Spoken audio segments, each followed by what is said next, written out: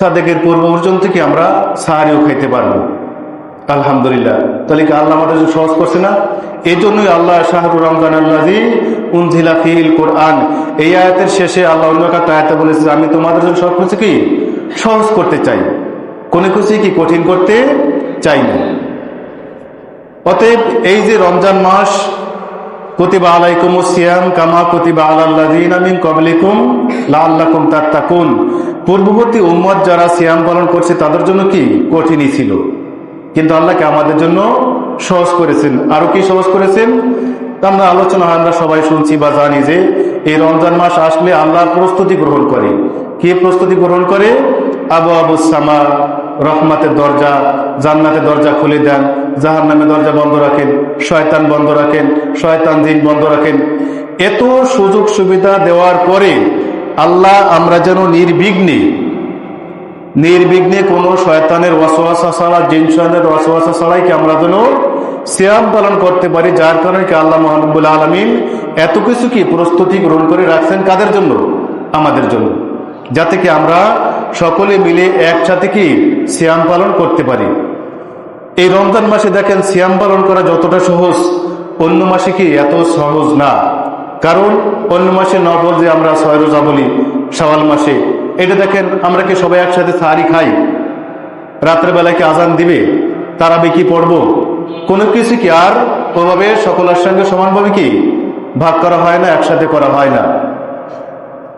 এমন আছে যে ভাত পা করে রাখছে, কেন ভোর রাত্রে নষ্ট হয়ে গেছে, এরকম হতে পারে না? ঠান্ডা হয়ে গেছে, একা একা উঠতে ভালো লাগে না, স্ত্রী ওঠে নাই, সন্তানটা ওঠে নাই, আমি একা একা উঠে, এটা আনইজি লাগে, এরকম সমস্যা হয় না? কিন্তু দেখেন রমজান মাস তার সম্পূর্ণ ব্যতিক্রম। কেন করলেন? যে আল্লাহ এই জন্য করলেন যে আমার বান্দাবান্দির কোনো যাতে সমস্যা না হয়, লাআল্লাকুম তাত্তাকুন, যাতে তারা পরিপূর্ণ পরেজগার মুত্তাকি বান্দাবান্দাই হতে পারে। এই বান্দাবান্দি হওয়ার জন্য মহান রব্বুল আলামিন আরো 3টা কাজ করলেন আমাদের জন্য, আমরা যাতে আরো মুত্তাকি হতে পারি। এই জন্য আল্লাহ 3টা ঘোষণা দিলেন। একটা কি? মান সামা রমজানা ঈমানান ওয়া ইহতিসাবান গুফিরা লাহু মা তাকাদ্দামা মিন যানবিহি, যে ব্যক্তি বা যারা ঈমানের সাথে সওয়াবের আশায় এই রমজান মাসের 1 মাস সিয়াম পালন করবে, গুফিরা লাহু মা তাকাদ্দামা মিন যানবিহি, আল্লাহ মহান রব্বুল আলামিন তার বিগত জীবনের সমস্ত গুনাহ কি ক্ষমা করে দেবেন। সুবহানাল্লাহ। তাহলে এখানে 2টা শর্ত আল্লাহ লাগাইছেন। হাদিসে আল্লাহ তাআলা বলছেন যে ঈমান এবং সওয়াবের আশা, আপনি আমি যে কাজই করি না কেন এর ভেতরে ঈমান থাকতে হবে, খেয়াল থাকতে হবে যে আমি এই কাজটা করি। এই যে আমরা সিয়াম আছি, এই সিয়ামের খেয়াল আপনার আমার সেই সুবিধা দিকের পর থেকে সূর্যাস্ত পর্যন্ত কি রাখতে হবে যে আমি কি সিয়াম অবস্থায় আছি। কারণ দেখেন আমরা যখন নামাজে দাঁড়াই, তো আপনার আমার যদি নামাজের দিকে খেয়াল না থাকে তাহলে দেখবেন কি অনেকটা ভুল হয়ে যায় না? কি ভুল হয় না? যে আমি কয় রাকাত পড়লাম, আমার যে ফাতিহার পরে আর একটা সূরা মিলে তা পড়লাম কিনা, সেজদা দুইটা দিলাম না একটা দিলাম, এরকম হতে পারে না? তাহলে এই যে নামাজের প্রতি একটা খেয়াল, এটা থাকাও কি একটা ইমানের একটা বিষয়। আপনি আমি সালাত আদায় করতেছি, ইমামের পিছনে ইমাম রুকু দিচ্ছি, সেজদা দিচ্ছি, কিন্তু আমার কি নামাজে কি কোনো খেয়াল নাই। তো এইভাবে আপনার আমার এই সিয়াম পরিপূর্ণ দিনটা শবে সাদেক থেকে সূর্যাস্ত পর্যন্ত আপনার আমার এই খেয়াল রাখাটা কি আবশ্যিক একটা বিষয়। এই সিয়াম কি আবশ্যিক না? ফরজ একটা ইবাদত। এই ফরজের ক্ষেত্রে কোনো প্রকার গাফিলাতি করা যায় না। কিন্তু তারপরেও দেখেন শয়তান বন্দী আছে, জিন শয়তানও বন্দী, কিন্তু তারপরেও কি আমরা পারি না। কেন পারি না? যে শয়তান আপনার আমার অন্তরে এমন খোঁচা মারছে যে রমজান মাস শেষ হয়ে যায় তারপরেও কি নামাজে মন বসে না। রোজা অবস্থায় কি আপনার আমার রোজার কি খেয়াল নাই, গীবাত বলতেছি, মিথ্যা কথা বলতেছি, ঘুরাই ফিরাই কথা বলতেছি, চগলখড়ি করতেছি, মিথ্যা কথা বলতেছি, মানুষকে ঠকাইতেছি, কিভাবে নিজে যেতে যায়, কিভাবে পরে ঠকানো যায়, এটা কি এখনো কি আপনার আমার মন থেকে কি যাইতেছে না। তার মানে কি আপনার আমার সেই সিয়ামের প্রতি কি পূর্ণ ঈমান বা খেয়াল নাই। যদি আপনার আমার পরিপূর্ণ ঈমান এবং খেয়াল থাকে, ইনশাআল্লাহ আশা করা যায় যে আপনার আমার দ্বারা কোনো প্রকার কি পাপ কাজ হতে পারে না। এজন্য এই হাদিসের শেষের অংশে আর বলা হয়েছে যে ব্যক্তি অশ্লীলতা পরিহার করতে পারলো না, মিথ্যা পরিহার করতে পারলো না, তাই না, তার রোজা থাকা না থাকা কি আল্লাহর কিছু যায় আসে না।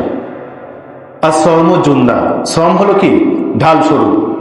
এই হাদিসে আর এক অংশ বলা হয়েছে যে আর সম জুন্না, সম হলো কি ঢাল স্বরূপ, আপনাকে আমাকে কি পাপ থেকে বাঁচাবে, যাতে আপনার আমার ঈমান কি ঠিক থাকে। তাহলে এই যে ঢাল আপনাকে আমাকে পাপ থেকে বাঁচাবে, এই ঢালও কি আপনার আমার ধরে রাখতে হবে। আপনি আমি কাইজায় নামলাম, যুদ্ধে নামলাম, এখন আপনার আমার অস্ত্র যদি ঠিক না থাকে, আপনি আমি ডাল ধরার ক্ষমতা যদি না থাকে, তাহলে কি আক্রমণ হব না, আক্রান্ত হব না, নিশ্চিত আপনার আমার কি বিপদ হবে। অতএব এই সিয়াম অবস্থায় আপনার আমার এই শুভে সাদেকের পূর্ব থেকে সূর্যাস্ত পর্যন্ত এই 12টি বা 14টি ঘন্টা আপনার আমার ডাল কি শক্ত করে রাখতে হবে। আপনার আমার কোমর, আপনার আমার ঈমান কি শক্ত মজবুত রাখতে হবে। আর একটা কি সওয়াবের নিয়ত রাখতে হবে যে আমি যদি এইভাবে সিয়াম রাখতে পারি, তাহলে আল্লাহর দরবার যদি আপনার আমার সিয়াম যদি একটা সিয়াম কবুল হয়ে যায়। রাসূল সাল্লাল্লাহু আলাইহি ওয়াসাল্লাম বলেন, কয়েকটা হাদিস আছে যে আল্লাহ রাব্বুল আলামিনের কাছে কবুলকৃত সিয়াম, এই সিয়ামের কারণে রাব্বুল আলামিন ওই বান্দাবান্দির কাছ থেকে জাহান্নামকে, কোন জায়গায় বলা হয়েছে 70 বছর, কোন জায়গায় বলা হয়েছে 100 বছর, আবার কোন জায়গায় বলা হয়েছে কি আসমান এবং জমিনের দূরত্বে আল্লাহকে জাহান্নামকে দূরে সরাই দেয়। সুবহানাল্লাহ। তাহলে কি সিয়ামের গুরুত্ব আছে না? সিয়ামের গুরুত্ব আছে। ওই যে সিয়াম যে আল্লাহ আপনার আমার জীবনের সমস্ত পাপ গুনাহ ক্ষমা করবেন, কিভাবে করবেন সে কারণ তো লাগবে, তাই না? আমি আপনি অন্যায় করছি, সে অন্যায়ের যথাযথ প্রতিকার না হইলে, সে অন্যায়ের যথাযথ কথাবার্তা না পাইলে, সে অন্যায়ের যথাযথ মাপ চাওয়া না হইলে কি মুরব্বীরা মাফ করে বলেন? করে? বরং উল্টা ফিলে বলে যে ভ্যান চাইতে ইচ্ছ, মাপ চাইতে ইচ্ছ না, উল্টা ফিলে আমাদের অপমান করতেছে, এরকম হয় না? তাহলে আপনি আমি সিয়ামও রাখলাম, আবার আল্লাহর সঙ্গে বেয়াদবিও করতেছি, ফেরেশতারা অপমানিত হইতেছে, আল্লাহ অসন্তুষ্ট হইতেছে, এদিকে কি আপনার আমার খুব খেয়াল কম। এই খেয়াল কম হওয়ার কারণে কি আপনার আমার যে ঈমান, এটিকে আস্তে আস্তে কি দুর্বল হইতেছে। প্রত্যেকটা কাজ আমরা যে কাজই করি, আপনি আমি মুসলিম, আপনার আমার প্রত্যেকটা কাজই কি নেকির কাজ, যদি সেটা কি বৈধ হয়। যে কোনো বৈধ কাজ আপনি আমি ঈমানের সাথে আপনার আমার করতে হবে, যে এই কাজটা করলে আল্লাহ সন্তুষ্ট হবে, আমার নেকি হবে। আপনি আমি যখন মসজিদে আসি, আপনি আমি যে পা দিয়ে ঢুকি না কেন, কি মসজিদে ঢোকা হয়ে যাবে না? কিন্তু আপনার আমার তো খেয়াল রাখতে হবে যে আমার মসজিদে ডান পা দিয়ে কি ঢুকতে হবে, প্রথমে কি ডান পা আমি দেবো, এই ঈমানটা আপনার আমার থাকতে হবে না? এই খেয়ালটাকে আপনার আমার থাকতে হবে না? এখন আপনি আমি মুখস্থ ঢুকে গেলাম, ডান পা গেল না বাম পা গেল তাও দেখলাম না, ডান পায়ে ঢুকছে ঠিক আছে, কিন্তু আপনার আমার কি খেয়াল নাই? কি এরকম হয় না যে ডান পা দিয়ে ঢুকছি ঠিক আছে, কিন্তু আপনার আমার কি খেয়াল নাই যে কি মসজিদে ঢুকলাম না বাড়িতে ঢুকলাম? তাহলে কি আপনার আমার খেয়ালটা থাকতে হবে না?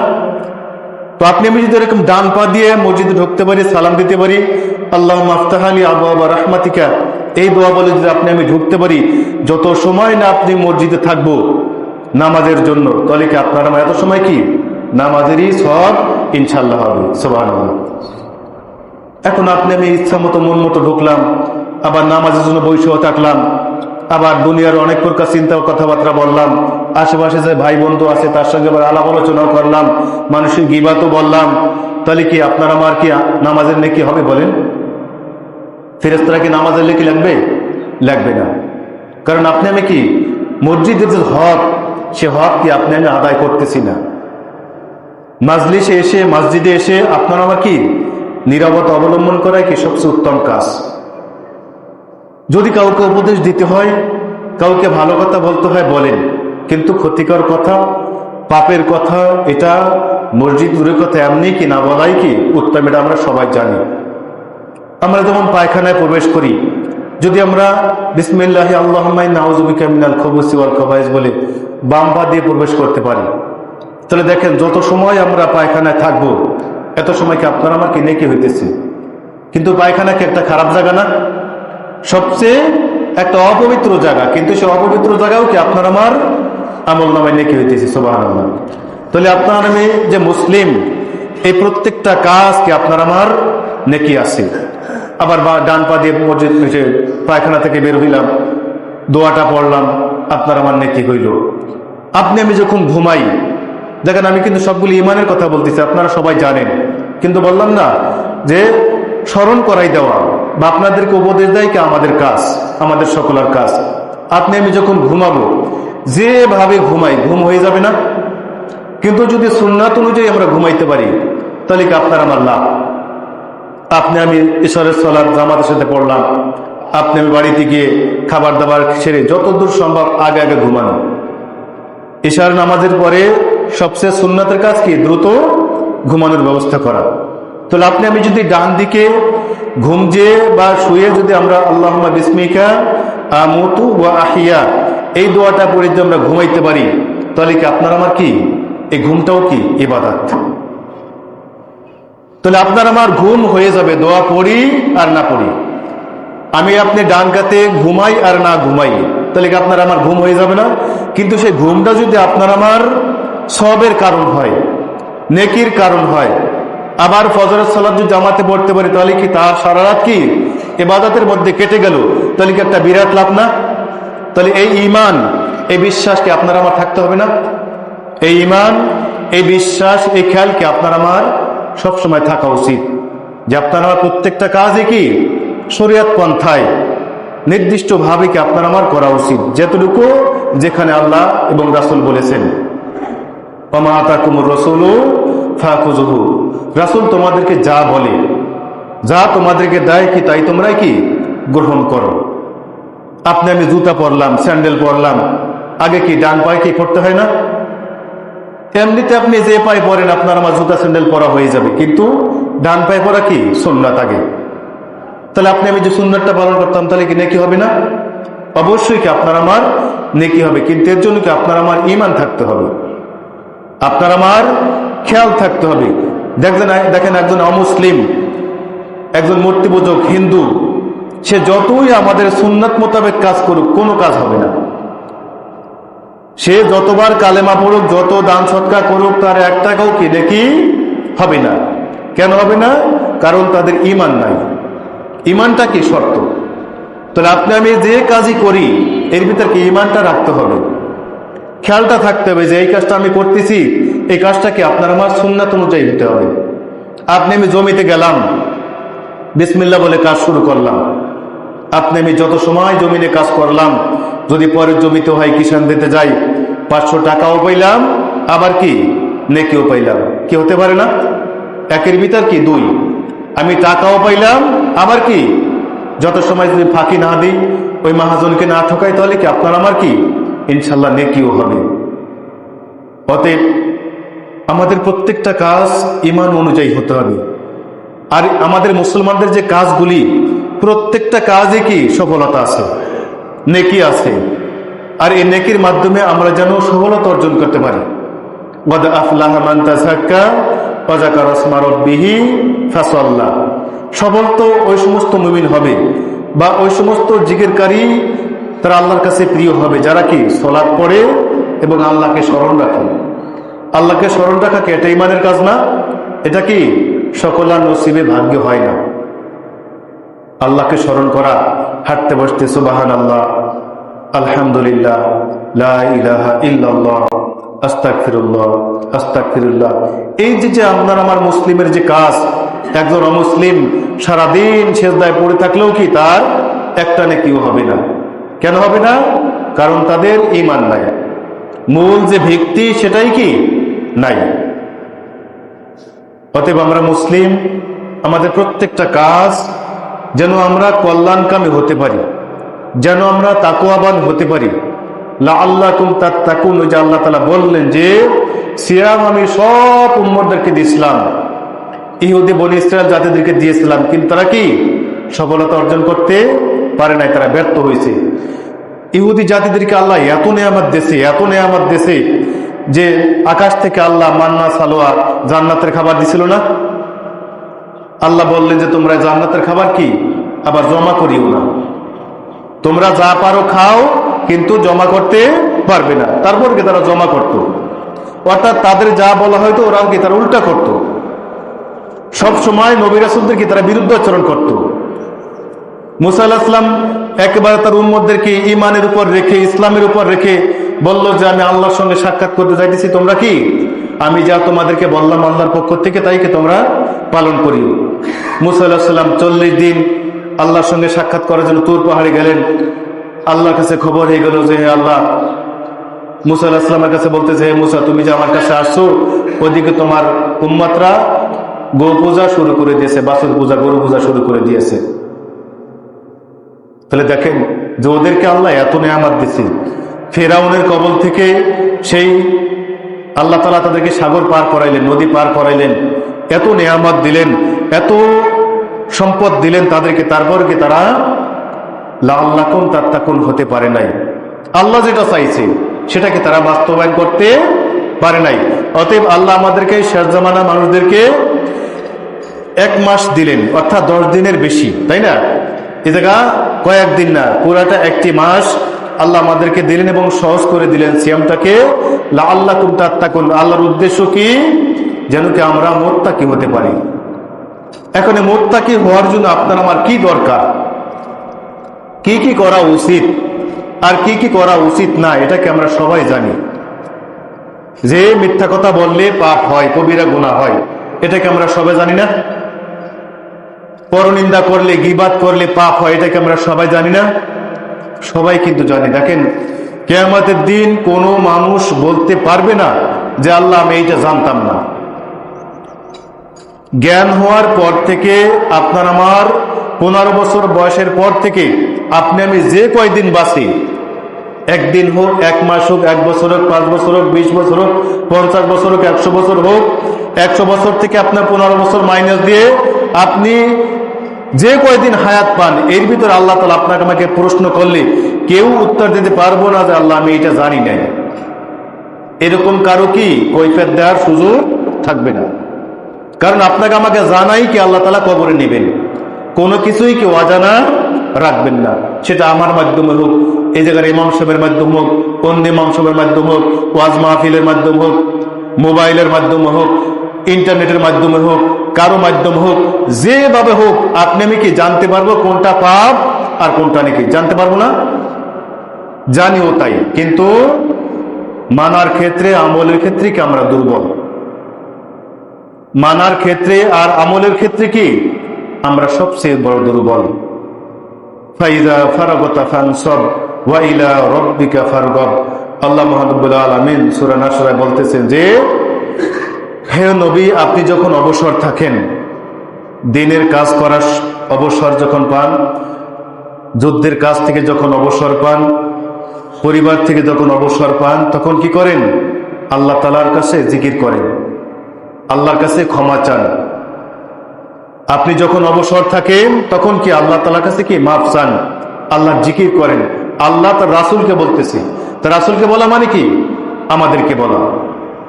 যে রাসূলের আগের পিছনের গুনাহ কি মাফ, তাহলে তাকে যদি আল্লাহ বলতে পারে, তাকে বলা মানে কি? আমাদেরকে বলা। তাহলে আপনার আমার অবসর সময় কি অবশ্যই কি আছে? আমরা যে যেরকমই গরিব হই না কেন, অথবা যত বড় আমরা ধনী হই না কেন, দেখবেন কিছু না কিছু অবসর সময় কি সকলের আছে।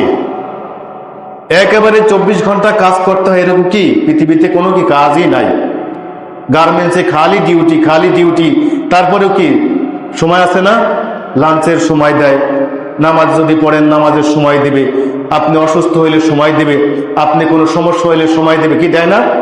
আপনার আবার ঘুমের জন্য সময় দেবে, বাকি আপনাকে বিশ্রাম করার সময় দেবে।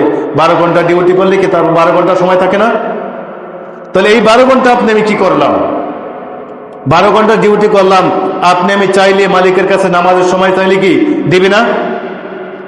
মুসলমানদের চেয়ে অমুসলমানের কাছে আপনি নামাজের সময় চাইলে কি তারা আরো বেশি দিবে, তারা বেশি দেয়। দেখেন আমার স্বাস্থ্য ভাই আব্দুর রহমান কালুরে আপনারা সবাই চেনেন, যে সে গিরিছে, তাকে গতকালকে পোস্ট করছে যে আমি ভয় পেয়েছিলাম যে আমি রোজা রাখি, রোজা অবস্থায় যদি আমি ডিউটি করি, আমার মালিক যদি জানতে পারে হয়তো বা কি কোনো ক্ষতি হইতে পারে। ওর একটা আশঙ্কা ছিল, একটা ভয় ছিল, কিন্তু ওই মালিক কেমন জানছে যে ও রোজা রাখে। তো ওই মালিক সে ইফতারের সময় নিজ হাতে ইফতারাই না ওর সামনে দিছে। সুবহানাল্লাহ, আলহামদুলিল্লাহ। কি পারে না? ওর ভয় ছিল যে আমি ইহুদি রাষ্ট্রে আছি, অমুসলিম খ্রিস্টান জাতির ভিতরে আছি, এমত অবস্থায় আমি রোজা আছি, রোজা অবস্থায় আমি ডিউটি করতেছি, এতে যদি কোনো কম হয়ে যায় বা সে যদি জানে যে আমি সিয়াম অবস্থায় ডিউটি করতেছি, তার যে উদ্দেশ্য, এই মালিকের যে উদ্দেশ্য সেটা বাস্তবায়ন কম হইতেছে, তাহলে কি আমার ক্ষতি হইতে পারে না? এই আশঙ্কা সত্ত্বেও একটা ভয় ছিল। এই ভয় থাকা সত্ত্বেও ওই খ্রিস্টান লোক সে ইফতারের সময় নিজে কি ওর জন্য ইফতারি নিয়ে আসছে। আলহামদুলিল্লাহ।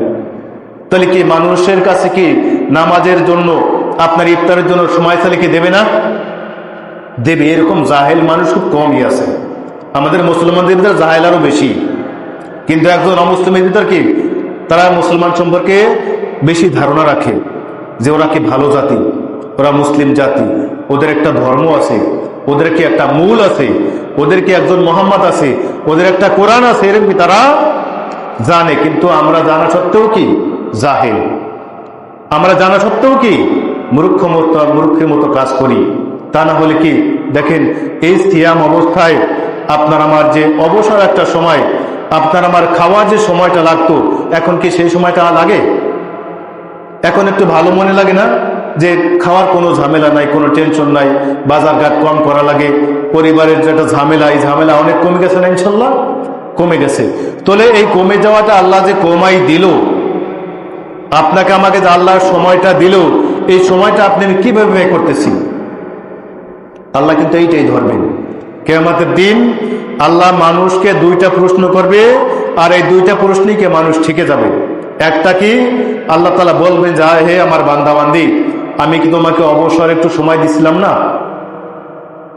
তুমি কৃষক ছিলে, দরিদ্র ছিলে, ভালো কথা, তুমি তো 9টা থেকে দুপুর 1টা পর্যন্ত কাজ করছো, সকালেও সময় ছিল, 1টার পরেও সময় ছিল, ঘুমানোর আগেও সময় ছিল, ঘুম থেকে উঠে তুমি ইচ্ছা করলে কি তাহাজ্জুদ পড়তে পারতা, আবার ইচ্ছা করলে কি ফজরের সালাত জামাতে পড়তে পারতা। এই যে তোমাকে আমি সময়টা দিছিলাম, তুমি দরিদ্র ছিলে, ভালো কথা, এই দরিদ্রটাও কি আমার একটা পরীক্ষা ছিল। এতটা সত্ত্বেও যে তোমাকে অবসর দিছিলাম, এই অবসর সময়টা কি করছিলাম? সেদিন আমরা চুপ হয়ে যাব, সেদিনকে আমাদের মাথা নিচু হয়ে যাবে। আর একটা আল্লাহ প্রশ্ন করবে যে হ্যাঁ আমার বান্দা বান্দি, আমি কি তোমাকে সুস্থ রাখছিলাম না? আমি কি তোমাদেরকে কি সুস্থ রাখছিলাম না? এইখানে কি আমরা ঠেকে যাব যে দেখো কত মানুষ তোমরা একসাথে ইফতার করছো, একসাথে তারাবি পড়ছো, একসাথে ফজরের সালাত পড়ছো, একসাথে রমজানের রোজা রাখছো, কিন্তু এমন মানুষ আছে যে বাড়ি থেকে হেঁটে মসজিদে আসতে পারে না। আছে এরকম? হয়তো এখানে নাই, কিন্তু এরকম বাংলাদেশে অনেক আছে না, যে এমন অসুস্থ যে সে হেঁটে মসজিদে আসতে পারতেছে না, সে সিয়াম রাখতে পারতেছে না অতি বৃদ্ধের কারণে। বয়স তার কি হীন পর্যায়ে চলে গেছে যে তার আর কি সিয়াম রাখা সক্ষম হইতেছে না। তাহলে আল্লাহ আপনাকে আমাকে সুস্থ রাখলেন, হীন বয়সে পৌঁছালেন না, একেবারে বৃদ্ধ অবস্থায় পৌঁছান নাই, সুস্থ রাখলেন, ভালো রাখলেন। যে অবস্থা রাখলে আপনি সিয়াম রাখতেছি, তারাবি পড়তেছি, ফজর পড়তেছি, যোহর পড়তেছি, 5 ওয়াক্ত সালাত পড়তেছি, আবার ঘুম থেকে উঠে সাহারি খাইতেছি। এই যে একটা আল্লাহ তাআলা সুযোগ দিলেন, এই সুযোগ কি সকলের ভাগ্যে হয় বলেন? হয় না। তো আল্লাহ যেহেতু আমাদেরকে দিলেন, এই নিয়ামতের কি শুকরিয়া আদায় করতে হবে, এই নিয়ামতের শুকরিয়া আদায় করতে হবে, কোনোভাবেই কি অবহেলা করা যাবে না। আপনার আমার প্রত্যেকটা সময় আপনার আমার কাজে লাগাইতে হবে। আল্লাহ চান আপনাকে আমাকে জান্নাতে নিতে, আল্লাহ তাআলা চান আপনাকে আমাকে কি জান্নাতে নিতে, কিন্তু আমরা চাই কি জান্নাত দরকার নাই। অনেক সময় আমরা বলি না যে এত মাসলা দরকার নাই, এত জানা দরকার নাই, হুজুরদের কাজ খালি এই হাদিস মান, ওইটা মান, ওইটা মানো। দেখেন এই মানাটা আপনার আমার কল্যাণের জন্য আল্লাহ তাআলা বলতেছেন। আমরা এখন সহজেই কোরআন হাদিস জানতে পারতেছি, কিন্তু দেখেন এই যে আমরা এই পর্যন্ত জানতেছি, এই জানার পিছনে লক্ষ লক্ষ কোটি কোটি মানুষ মেহনত করছে না? এই যে আমরা হাদিসগুলি এখন সহজে পাইতেছি, পুস্তক আকারে, মোবাইলে অ্যাপস আকারে, বিভিন্ন ইন্টারনেটের মাধ্যমে আমরা যখন খুব সহজে পাইতেছি, এটা কি এরকম খুব সহজ ছিল না। ইমাম বুখারী বলেন, বিভিন্ন প্রকার যারা মুহাদ্দিস ছিলেন, হাদিসের হাফেজ যারা ছিলেন, আল্লাহ রাব্বুল আলামিন তাদের পরিশ্রমের মাধ্যমে আমরা এখন কি খুব সহজে পাইতেছি। তাহলে যে জিনিস আমরা সহজে পাইতেছি এটাকে আমরা গুরুত্ব তেমন দিতেছি না। অতএব আল্লাহ তাআলা আপনাকে আমাকে চান জান্নাতে নিতে। ওয়াসারিউ ইলা মাগফিরাতিন মির রাব্বিকুম ওয়া জান্নাতু আরজুহাস সামাওয়াতি ওয়াল আরদ ওয়া ইদ্দাত লিল মুত্তাকিন। আল্লাহ তাআলা বলতেছেন ওয়াসারিউ ইলা মাগফিরাতিন মির রাব্বিকুম, যে হে আমার বান্দা তোমরা আমার ক্ষমার দিকে দ্রুত আসো এবং জান্নাতের দিকে আসো, যে জান্নাত আসমান এবং জমিনের দূরত্ব ব্যবধান। সুবহানাল্লাহ। অতএব আল্লাহ চায় আপনাকে আমাকে জান্নাতের দিকে আহ্বান করতে, আর শয়তান চায় জাহান্নামের দিকে আহ্বান করে। অতএব আল্লাহ আমাদের সবাইকে এই রমজান সম্পর্কে বা ঈমান সম্পর্কে যা কিছু আলোচনা করলাম, আল্লাহ আমাদের সবাইকে প্রত্যেকটা কাজ, বৈধ কাজ ঈমানের সাথে করার তৌফিক দান করুন এবং সকল প্রকার পাপ পরিহার করে আল্লাহ তাআলা আমাদের সবাইকে রমজানের যথাযথ হক আদায় করার তৌফিক দান করুন। আমিন। ওয়া আখিরি দাওয়ানা আনিল হামদুলিল্লাহি রাব্বিল আলামিন ওয়া মা আলাইনা ইল্লাল বালাগ। আসসালামু আলাইকুম ওয়া রাহমাতুল্লাহ।